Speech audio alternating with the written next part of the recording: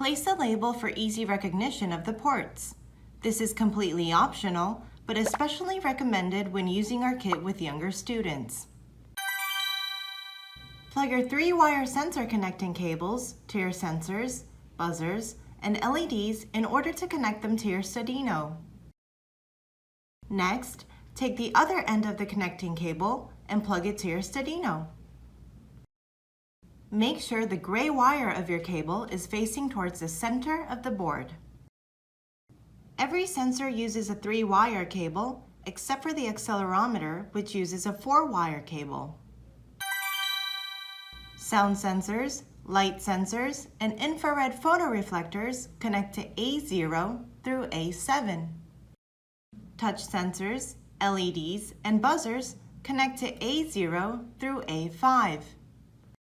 Accelerometers use both A4 and A5 at the same time.